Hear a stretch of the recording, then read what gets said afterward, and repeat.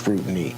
Don't make the mistake of facing the IRS alone. Tax Network USA is here to help you take control. Self-employed or even small business owners, well, you may want to listen up, because even if your books are a mess, they can handle it for you. Tax Network USA specializes in sorting out financial chaos and getting you back on track fast. Your consultation is absolutely free, so don't wait for another letter or a surprise levy. Put a stop to the growing interest, penalties, and threats, and take back control of your finances. All of this is as simple as calling 800-905-8000 or visiting tnusa.com/RAV. Tax season is here, so don't wait for April 15th to make a move. Beat the IRS to the punch.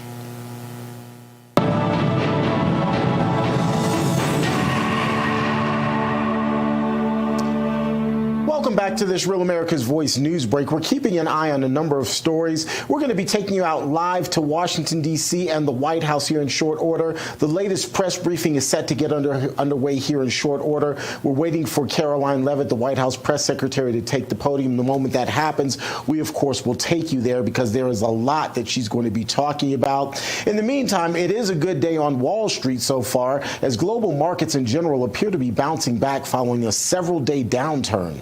U.S. markets started the day with gains of more than 3%, and they're continuing to hold on. Despite optimism from investors, it appears the U.S. and China are gearing up for an all-out trade war. China's Commerce Ministry says the U.S.'s imposition of reciprocal tariffs is, quote, completely groundless and is a typically unilateral bullying policy in practice. China is also promising to fight until the end. In the meantime, President Trump is threatening to slap an additional 50% duty on Chinese goods if the communist country doesn't back down on its counter tariffs. The additional tariffs against Chinese goods would amount to a combined 104% tax on Chinese imports. In an online post, the president argues, quote, China wants to make a deal badly, but they don't know how to get it started.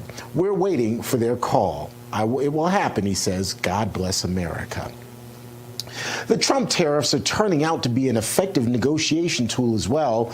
Taken to Truth Social earlier this morning, the commander-in-chief writing in part, I just had a great call with the acting president of South Korea. We talked about their tremendous and unsustainable surplus, tariffs, shipbuilding, large-scale purchase of U.S. LNG, their joint venture in an Alaska pipeline, and payment for the big-time military protection we provide to South Korea. He goes on to write, in any event, we have the confines and probability of a great deal for both countries. Their top team is on a plane heading to the U.S., and things are looking good. We're likewise dealing with many other countries, all of whom want to make a deal with the United States. Attorney General Pam Bondi is reacting to the Supreme Court's ruling on Monday, allowing the Trump administration to continue deporting suspected gang members and criminals who are in this country illegally under the 1798 Alien Enemies Act. And we will continue to fight for the safety of Americans and get these people out of our country to make America safe. Every victim of crime deserves to be safe. And these families who have lost loved ones to these, they are foreign adversaries, they are terrorists, and they are living among us no longer. And especially after that ruling yesterday, they better start self-deporting, because we're coming after them. The Supreme Court granted the administration's request to lift a temporary block on deportations using that old law. However, the ruling calls for judicial review of the measure and specifies that detainees, quote, must receive notice after the date of this order that they are subject to removal under the Act. The notice must be afforded within a reasonable time and in such a manner as will allow them to actually seek habeas relief in the proper venue before such removal occurs. That's a quick check of your headlines. Again, we'll take you to the White House for the latest press briefing shortly.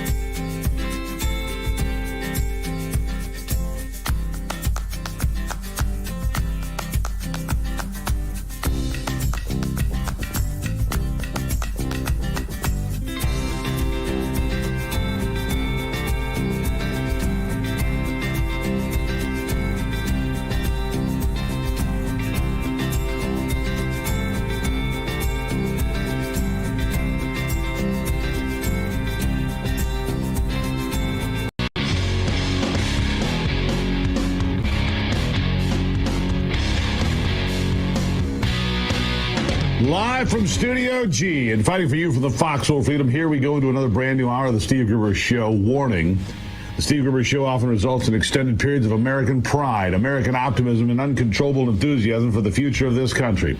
Kicking off the live broadcast day on Real America's Voice, MTN, and more, and reaching a growing global audience, this is the Steve Gruber Show. Here are three big things you need to know this hour. Number one, another major victory for the Trump administration as the Supreme Court, where the justices said President Trump was certainly free to fire thousands of employees if he saw fit, which he did. Number two, the White House is holding tight to its guns on tariffs and have announced the EU, South Korea, and Japan now all asking for an elimination of the tariffs to create a level playing field. It's working. And number three, but those tariffs and the battles over them are creating unrest in the markets, as you know. After soaring to start the day on Tuesday, the Dow, NASDAQ, and S&P 500 all fell back into the red. Not as bad as last week, but certainly not what millions were hoping for when they saw the numbers early in the day. But then new tariffs on China took effect at noon. For many, it is hard to take, especially those that are retired and relying on the investments they made to get them through the rest of their lives. And right now, the Wall Street future is shaping up as a pretty flat start to today. The Dow up a little, S&P and NASDAQ down a little, but I mean basically flat. I'll continue to look at that in detail, but I want to shift gears into what I think is certainly going to pay dividends for this nation in the years to come, and that is a completely retooled American first energy policy. America first when it comes to energy. It was one of the major promises made by Donald Trump on the campaign trail. Make America energy dominant again. He began keeping those promises in the first days of his second term when he declared a national energy emergency to unleash all the tools available to create not just an American energy resurgence, but to create an American energy dominance across the globe. On Tuesday, he delivered on those promises again, this time by inviting dozens of American coal miners to the White House and to sign an executive order to expand, build, and defend coal production in America, and to push coal to new levels and to compete with the Chinese, who, by the way, have been building 2 new coal-fired power plants a week for the past many years. 2 a week. Think about that. 2 new coal-fired power plants a week. Some in China, others in countries that are involved with the Belt and Road Initiative around the planet. Many of them aren't even being put online because they're not actually needed right now. They're being built and set aside for future reference. So the Chinese will have all the power they want, anywhere they want it, and they'll have the ability to fire those plants up when they decide they need them. This is the kind of forward thinking that has kept too many Americans up at night, but the Democrats remained in the dark, pursuing the Green New Deal, which, if we continued down that path, would leave America in the dark for decades to come.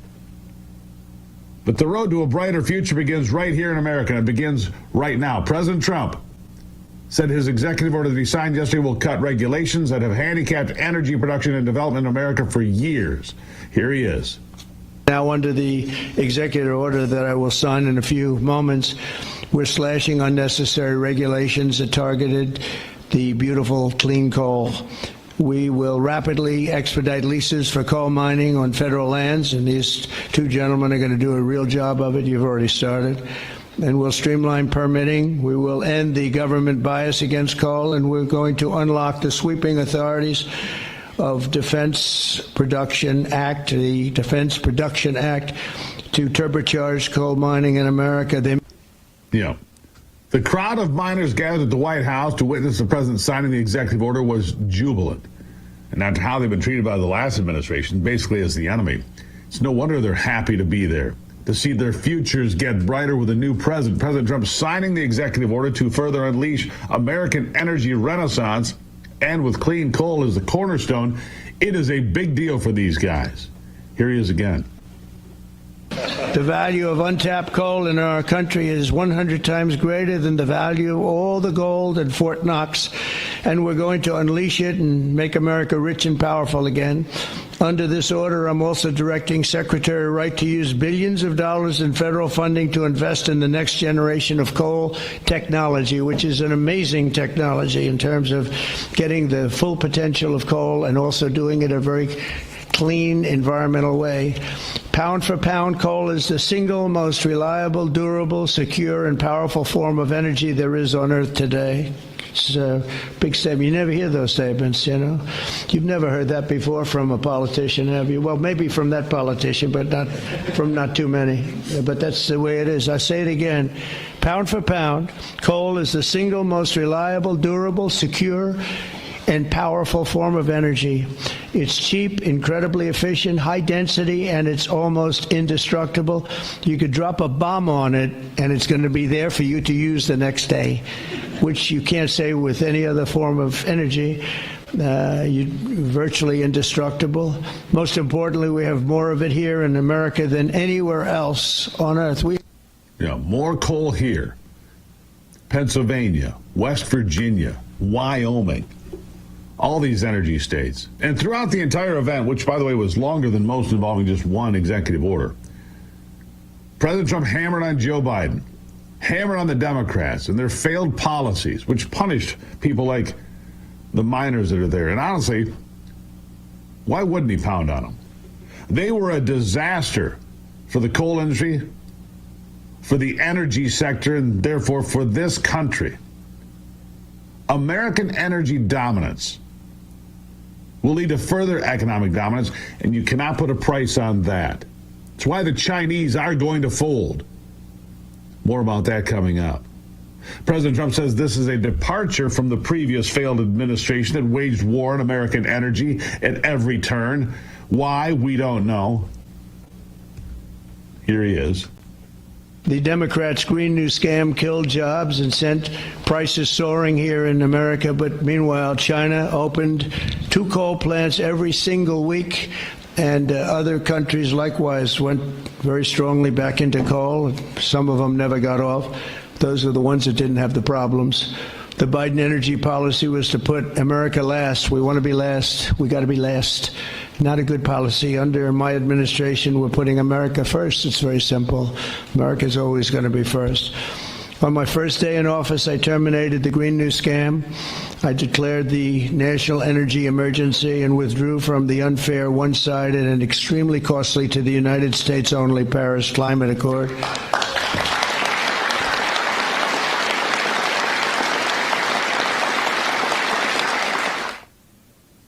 Yeah. Got to get out of the Paris Climate Accord. Why? Because it's a hindrance to anything we do here in America. Again, America runs on vast quantities of cheap energy. Now, having said that, there are some good news and some good things happening. Crude oil is below $60 now, $57 on West Texas Intermediate, $57. Brent crude, the benchmark, at exactly $60. And what does this mean? It means in a couple of weeks, gas prices are going to drop big in this country. It's what it means. It means that there will not be any more inflation. Gas prices continue to drop, down from just yesterday. Again, we'll have it all for you coming up. The gas prices dropping 3 cents yesterday in America. It's good news for everybody. I'll be back with more in a moment.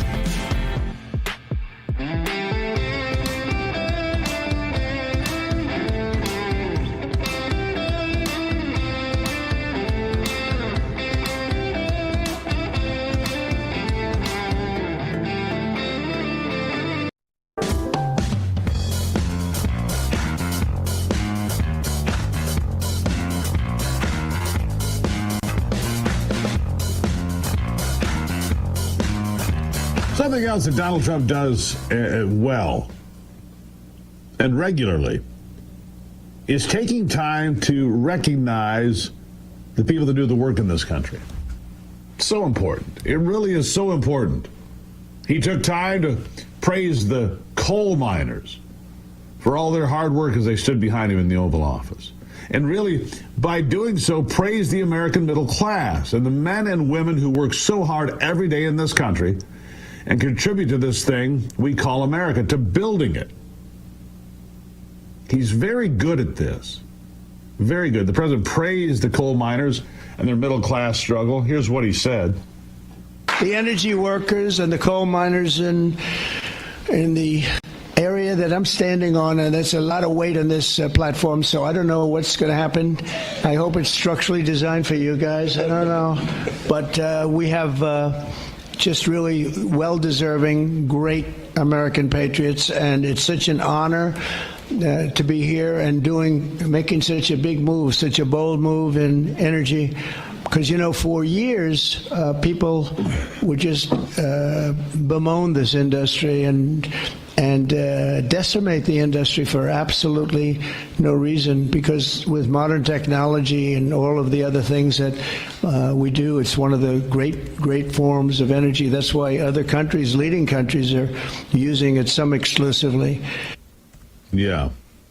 So there you have it. Donald Trump stepping up, putting American energy front and center. An important thing that he's done here. Very important, in fact. Meanwhile, the tariffs remain front and center. Critics blame them for the turmoil in the markets, which is probably true, but don't expect them to go away anytime soon, because President Trump is determined to make long-term changes that make America stronger and more resilient, not just for today, but for generations to come. Caroline Levitt weighed in on the tariffs and how President Trump intends to pursue the defense of the American economy. She says he will not bend. Here she is. The president's message has been simple and consistent from the beginning. To countries around the world, bring us your best offers, and he will listen. Deals will only be made if they benefit American workers and address our nation's crippling trade deficits. America does not need other countries as much as other countries need us, and President Trump knows this. He's going to use the leverage of our markets and our country to the advantage of the people he was sworn in to represent. On the other hand, countries like China, who have chosen to retaliate and try to double down on their mistreatment of American workers, are making a mistake. President Trump has a spine of steel, and he will not break, and America will not break under his leadership. He is guided by a firm belief that America must be able to produce essential goods for our own people and export them to the rest of the world. Yeah, there you have that. He's not going to break now. Looking at the futures, I just told you that oil is below $60. WTI, West Texas Intermediate, is at $57. Brent crude, which is considered the benchmark for many, right at $60 a barrel. That's down $4 from yesterday. A lot of reasons for this.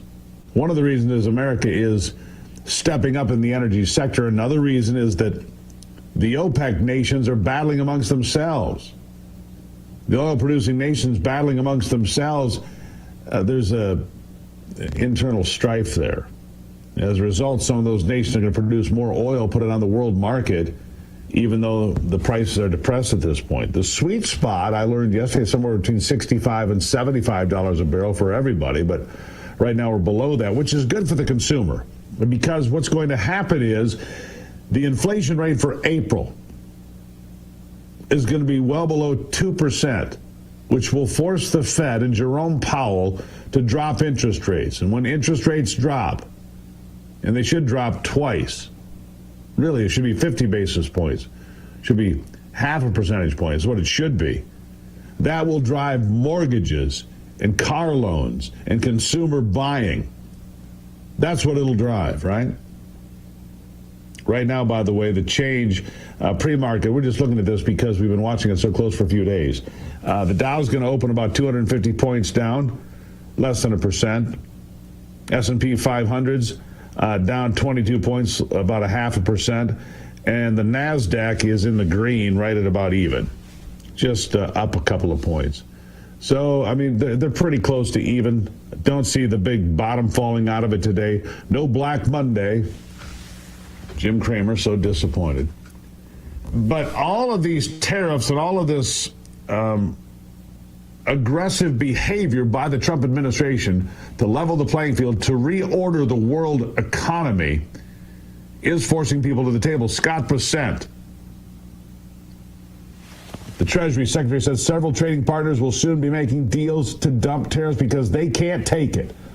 Here's what he said yesterday afternoon. You're starting to negotiate. Do you think we could see some deals be made? Well, we have one of the Vietnamese officials coming in this week. The Japanese are very eager to get over, and I think you're going to see a couple of big trading partners do deals very quickly. Do you plan talks with China today? There you have it. They'll be making deals very quickly. We already know that Japan is asking for a deal, South Korea asking for a deal, Taiwan asking for a deal. We know that Israel was already here this week. Benjamin Netanyahu here asking for a deal. And so they continue to step up and step in and try to get this done. Yeah. It's a different day in America. Now, is there pain out there? Yes, it is. If you're retired and you're relying on your retirement savings, do not look at your account today. Give it some time. But I will tell you this. After the crash of 1987, for example, 1 year later, stocks are up 28%. I don't know if we'll see that sort of rebound this time around, but I can be an optimist. There was going to be pain. Look, it would be worse, by the way, my friends, at $36 trillion in debt? A debt crisis would be worse because everybody would lose and there would be no rebound. Not now and not ever. So, stay the course. Stay the course. I'm with President Trump until further notice, as you know. Good to see you here. I've got an experiment I need to ask you about when we come back. I need your help with something very important after the break.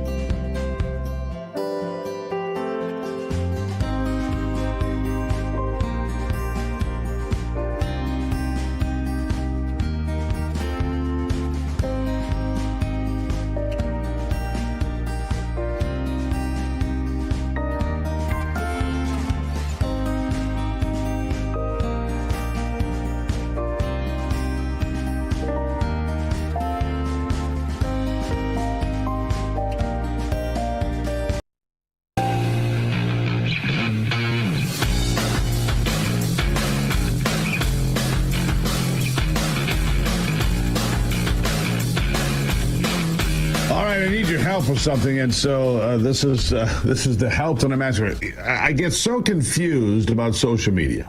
I mean, we're all on it, right? To one extent or another, we're all on social media. Facebook, you know, what was it called? MySpace used to be the original thing way back years ago, and then that made way for Facebook. Facebook is performing very well for us, but my confusion is with X. You might still call it Twitter. My confusion is with X. And I say that because we continue to grow there, according to the analytics, and yet the number of people that are following me have gone down slightly. It doesn't make any sense. We had 350,000 people engaged with the page yesterday, which I appreciate. It means we've got a lot going on. We share information there all the time. Breaking news, insight, comments from people, all of that. It's a way that we stay connected throughout the day, and you can stay up to speed on what's happening in the world, whether it's the stock market or, you know, Italy and France and Japan coming to town to say, hey, please stop the tariffs, whatever it might be, right? Here's my question for you. Can you please, if you don't follow me on X, on Twitter, can you go there today and follow? Because I want to see what happens. If you're not currently a follower there, please go there. We're trying to pick up 50 new followers today to see if we can move the needle properly. It says we're moving the needle, and yet it shows we're not moving the needle. It's very confusing. Very confusing. By the way, thank you. Look at that. And then Ivy says, hey, try 1775 coffee. Her timing couldn't be any better. Some coffee is weak. Some coffee is corporate. We just found this recently, Ivy and I did. 1775 coffee. It's bold. It's high quality. Built for those who refuse to compromise. It's handpicked in the high altitude of the mountains of Bolivia. Single origin beans, roasted to perfection. There's no toxins, no shortcuts. What this is damn good coffee. And I've learned so much. I always wonder why. I always used to think that coffee beans should be black and oily. And if they were dry, they were bad. Wrong. Completely opposite. If they're black and oily, it means they've been burned and overcooked to hide the fact that they don't taste right. You want to know more? Go to 1775coffee.com/Gruber. Use that promo code Gruber. You'll save 10% on a bag of this wonderful coffee. And start your morning with coffee that fires up the Steve Gruber Show. 1775coffee.com/Gruber. I'll be right back.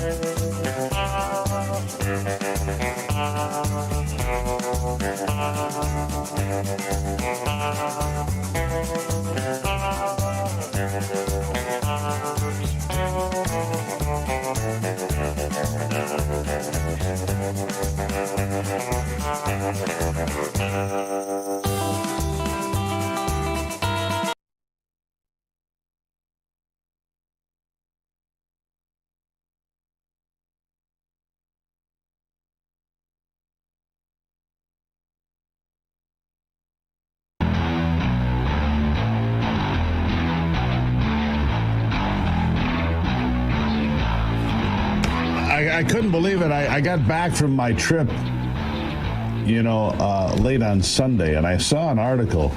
I was disconnected for a bit when we were out of town. Not by choice. I had no service for a good period of time on my phone, which was fine. But I saw the numbers of illegal alien crossings for March at less than 8,000. Less than 8,000 for the month. We had days during the Biden administration You had 2 and 3 times that many for a single day. So I see this new piece from my next guest, Todd Bensman. The border crisis is over. Is it? Well, it sure looks that way. Todd Bensman is a senior national security fellow for the Center for Immigration Studies and the author of Overrun. Todd, welcome back to the program. Good to be here. Thank you. Is it over? I mean, I couldn't believe it. The month before, it was about 8,500.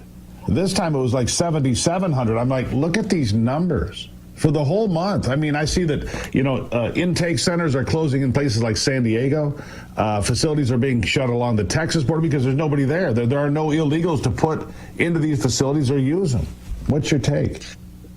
Yeah, well, actually, the number for March is under 7,000. Oh, that's about 230, 240 apprehensions per day across the border, the entire border.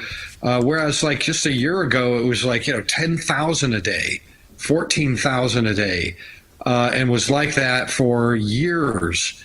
And also, I want to point out that the 10 and 14,000 a day that were coming over, all of them were being let in to the country. These 8,000, 7,000, 6,000 that we're catching now are all being detained and deported. So that's the night and day difference between then and now. So I've just returned from the border.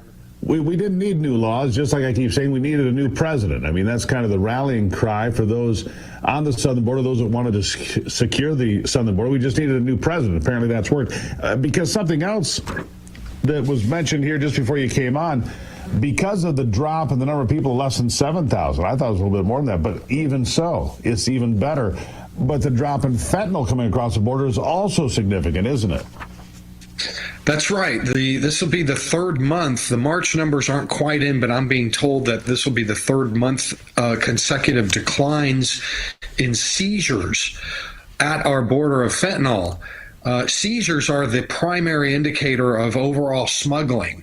That means that if the seizures are down, then the total smuggling is very likely down, especially now because all our Border Patrol agents are dedicated, along with the military, to finding fentanyl. They're looking, they're hunting for it, and they're not processing, distracting immigrants into the country like they were before. And so if the seizures are down, and the reason is because Trump's tariffs, 25% tariffs on Mexico, have got the Mexicans raiding fentanyl labs in Culiacan, which is the hub. It's like the Detroit for automakers. It's the Detroit for fentanyl making. Gotcha. In Mexico, right, have just wiped out the labs down there, one after another.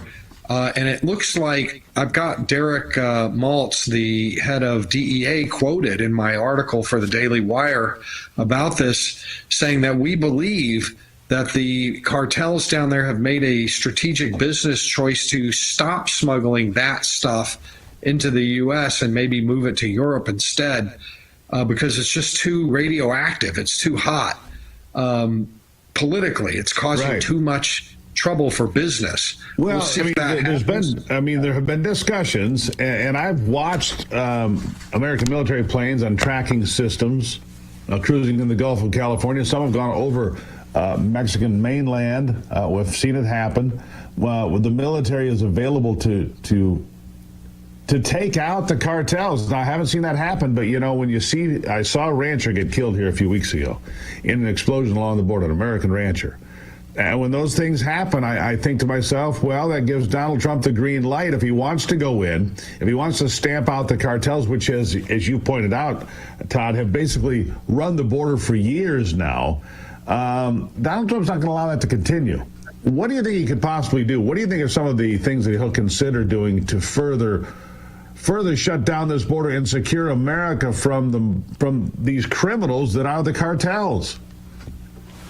Well, conventional wisdom, anyway, is that the Americans, military and military advisors, would work very closely with Mexico's tip of the spear to go kinetic against the cartels if they don't keep the fentanyl under control and all the rest of it under control.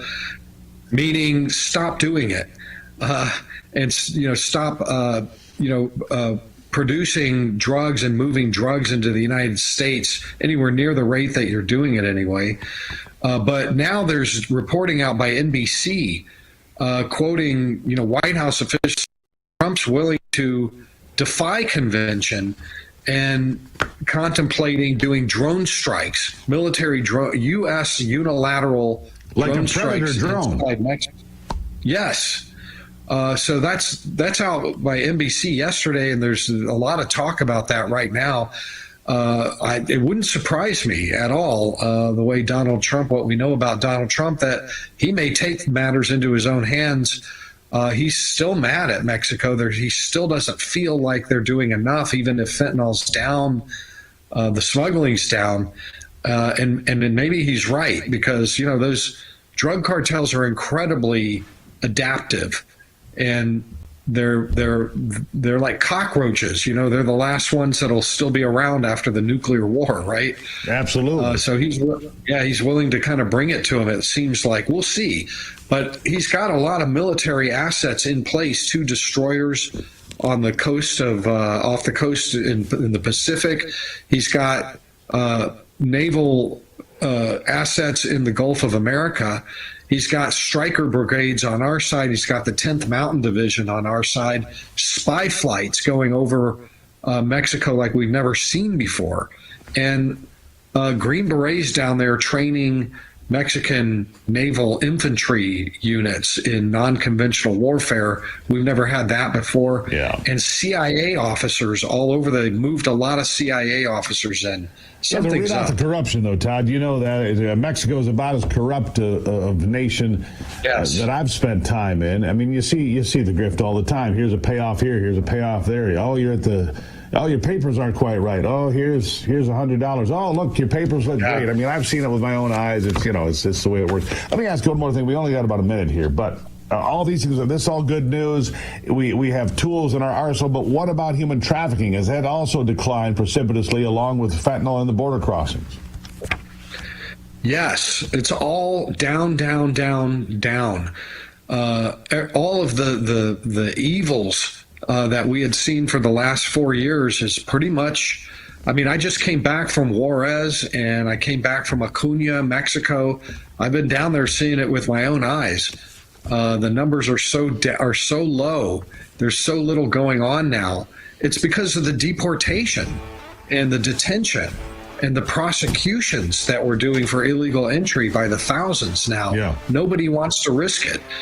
And Texas has a new law mandating 10-year prison sentences for transporting illegals. And the smugglers don't want to risk that. Yeah, we're on the road to recovery. Todd Bensman, Senior National Security Fellow for the Center for Immigration Studies, always in education. Thank you for the update. Very optimistic, Todd. Thank you. Hey, for a change. Yeah, for a change. Back after this on the Steve Gruber Show.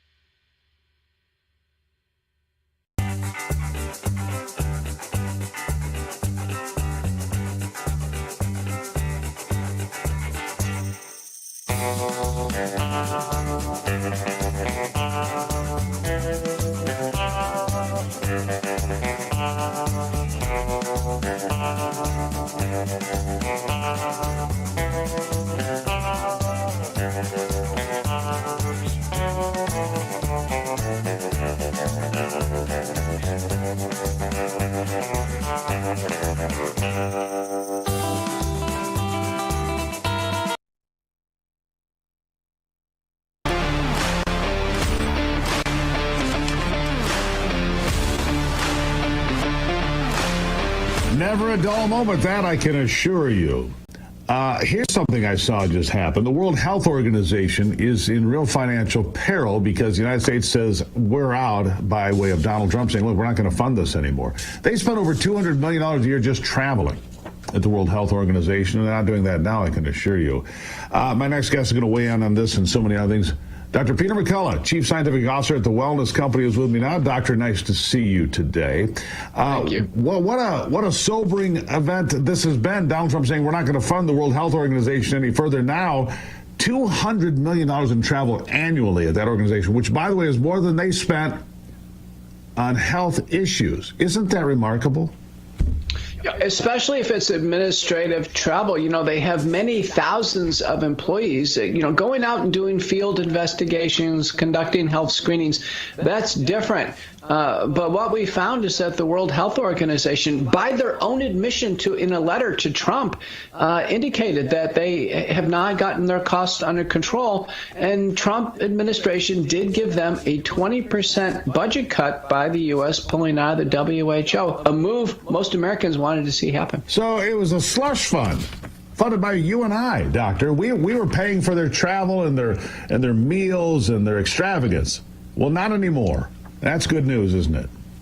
It is. We have precious dollars to spend on world programs. WHO now is not one of them. Yeah, thank God. All right, so let's look at some other things. Tariffs, obviously, in the news everywhere you look. Here's a question for you. The Trump administration's recent tariffs on imported pharmaceuticals have been raising some concerns about rising prescription drug prices, and we have too much reliance on China to begin with when it comes to many of our pharmaceuticals. People know that for sure.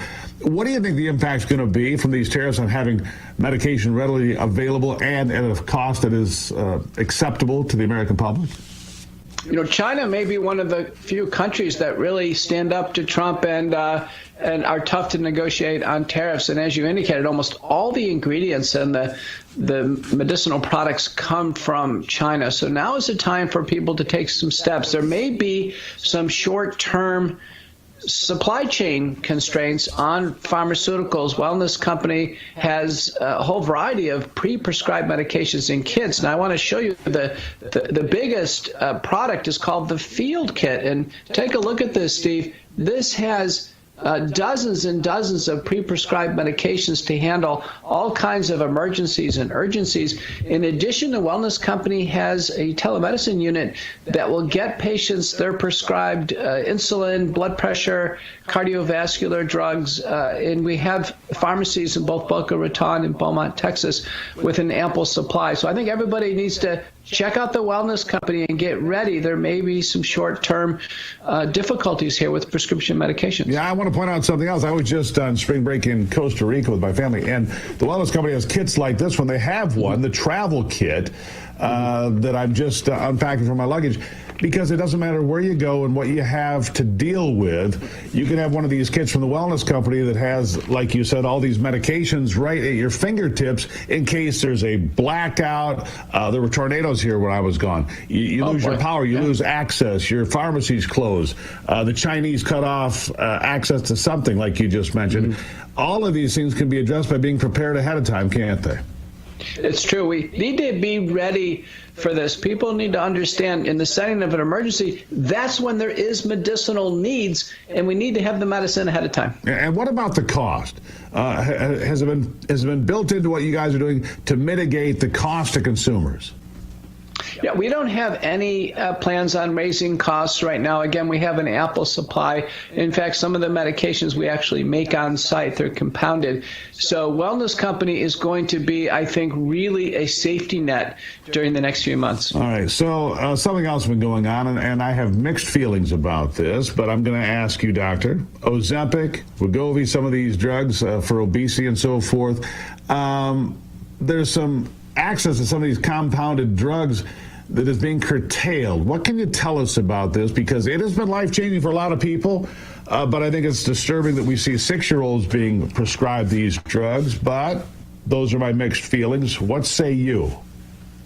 The GLP-1 receptor agonists, this would be Ozempic, Wegovy, Zepbound, they clearly cause substantial losses in weight. They have very positive cardiac and renal data. They actually have secondary indications for heart and kidney disease. The big breakthrough has been at the Wellness Company now, I think probably the best-in-class product, which is retatrutide, but it's available as in a form of drops, so there's no more shots given. These are encapsulated peptides that are brilliantly designed, and they have a much better safety profile.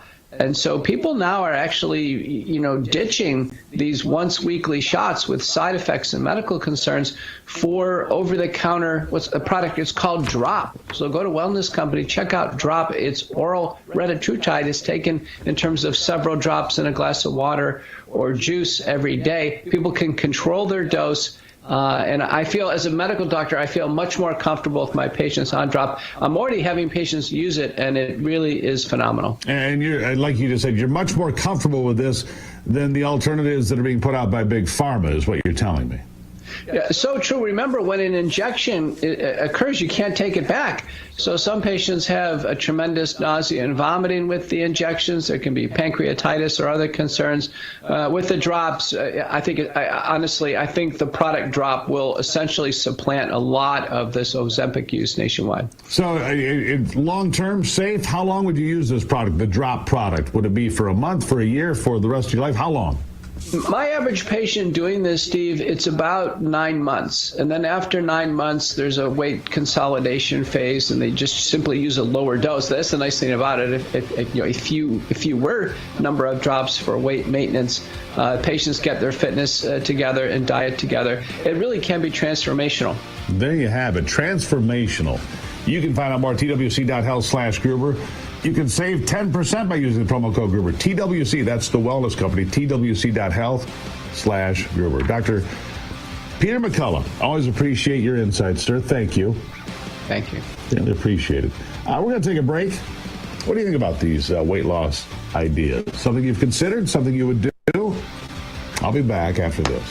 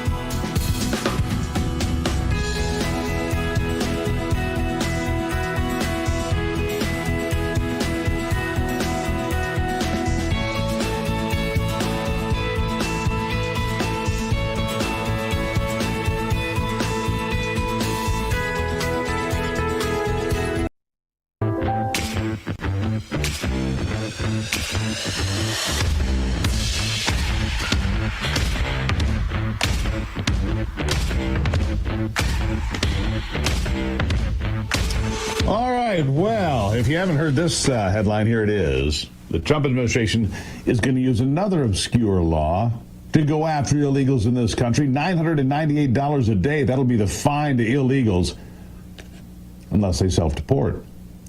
The administration using a 1966 law that will allow illegal aliens to be fined if they don't leave the U.S.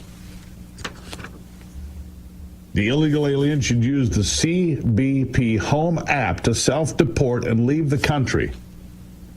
If they don't, they will face consequences, including a fine of $998 per day for every day they've overstayed their final deportation order.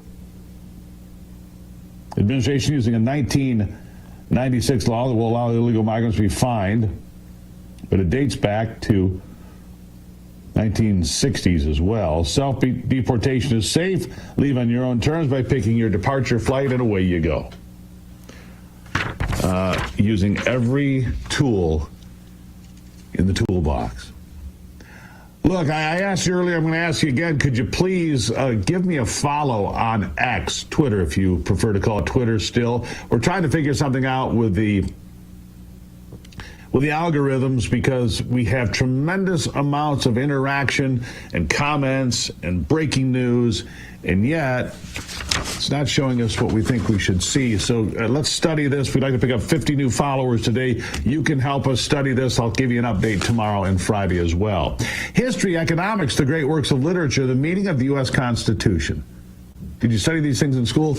If you did, great, but you probably still need a refresher course. Time and technology have changed, but they have not changed the fundamental truth about the world or America or our place in it. Personally, I love Hillsdale College's Constitution 101. It's free. Like all their courses, it's free. It's a 12-lecture online course exploring the design and purpose of the Constitution, the challenges it faced during the Civil War, and how it's been undermined for more than a century by progressives and liberals. All of these courses at Hillsdale College are free. You should check it out. GruberforHillsdale.com. GruberforHillsdale.com.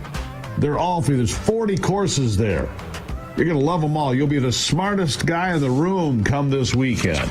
GruberforHillsdale.com. Check that out. Next hour, Mark Mix will be here. Right to Work, the economy, tariffs, and so much more ahead on the Steve